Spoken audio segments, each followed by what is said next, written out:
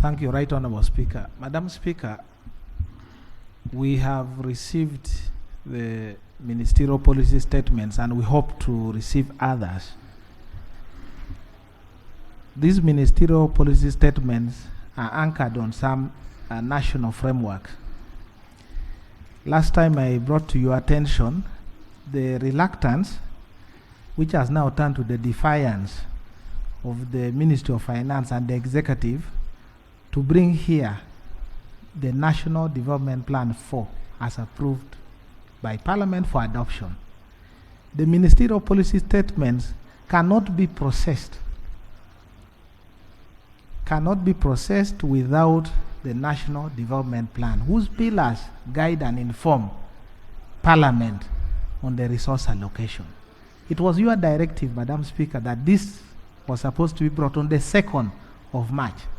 It has been defied, and they seem not to be bothered, and Parliament is being taken for granted. Would it please you, Madam Speaker, to prevail over this matter? Otherwise, if the front bench Ministry of Finance thinks it's not, Parliament is not an important stakeholder in this process, why are they bothering us? And why would we waste our time and resources to look into this ministerial policy statement? And I must point out that it is not, I'm not raising it for the sake of it. Some regions of this country, where I come from, having gone through the war and having seen how the national cake has been deliberately served at a higher percentage to some areas and others left behind without roads, without schools, without health centers, and for us we are supposed to sit and escort them to develop their area. Madam Speaker, that is unfair. Honorable Minister, you had asked for 2 weeks too, and it was very simple.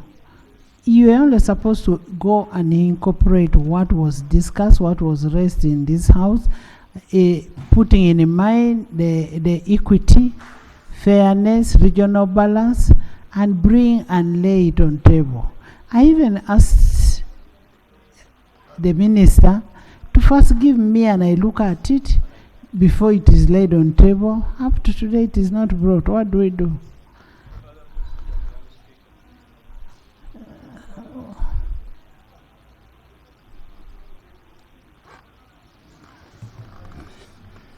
Thank you very much, Right Honorable Speaker. And I thank the Honorable Member for raising the issue. There is no reason as to why government cannot share NDP4 with the Parliament. There is no reason, because the document has been prepared for Ugandans, including MPs. Secondly, it is also not true that as we plan and budget, that we leave out particular parts of the country. We know for a fact that the northern part of the country was affected by war and conflict for a long time, but from technical studies, there is evidence that what we call the Gini coefficient, which measures issues of inequality, there is a great improvement in the north. But yes, no. There is a way we measure inequality, and the point I am making, that while that part of the country, there's an order. Madam Speaker,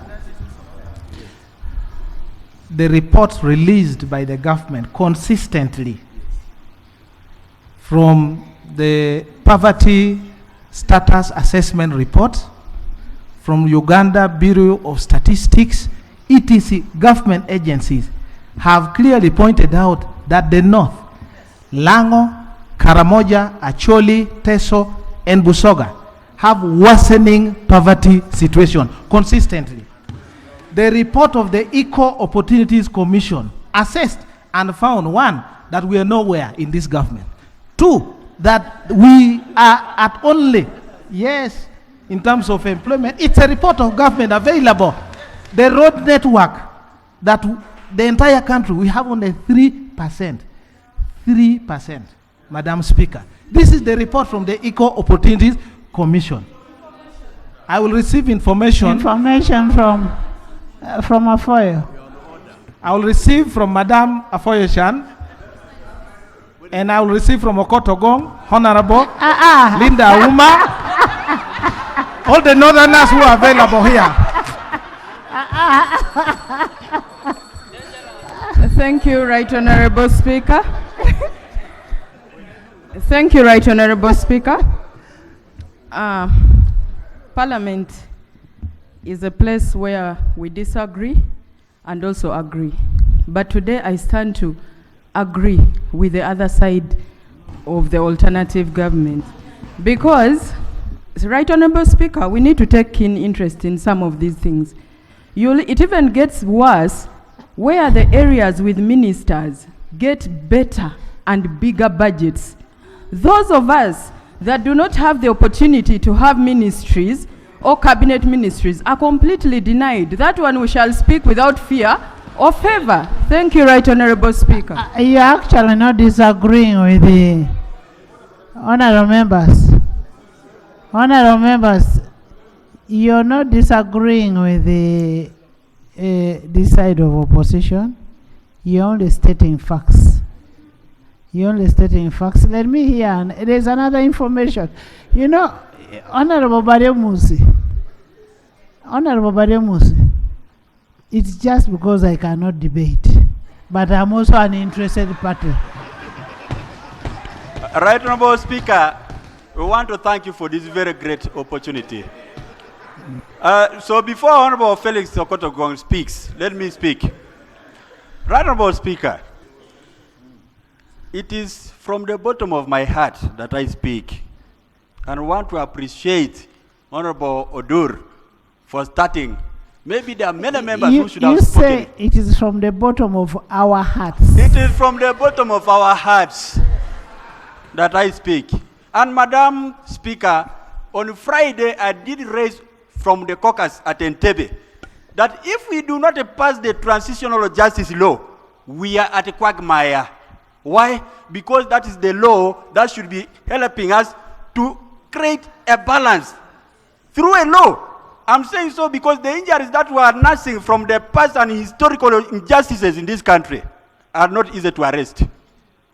Right Honorable Speaker, one time I had an opportunity to fly in a chopper. I looked down and I saw a country divided into two. One side was looking like a desert and the other side was looking green. And I asked myself, what is the question? Is it about rain? Is it about the rivers? Or what is the issue? So, Right Honorable Speaker, from the bottom of my heart and our hearts, equal opportunities is a matter of the Constitution, and we must adhere to the requirements of this Constitution of the Republic of Uganda so that this country is moving as a country that is balanced together, so that we avoid having this kind of insecurity in terms of poverty that creates injustice.